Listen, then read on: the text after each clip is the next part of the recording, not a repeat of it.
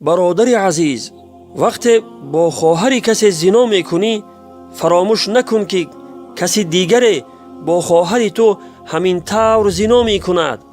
اگر تو خیال میکنی که آنقدر زیرک و باهوشی هستی که کدام دختری را که بخواهی به دام خود می اندازی و با او همخوابه می شوی، پس فراموش نکن که با مثل تو مردان زیرک و باهوش بسیاری هستند که خواهر یا دختر و یا زنی تو را چنان فریب کرده به دام خود می اندازند و به زنا می کشند که اصلا خبردار نمی شوی.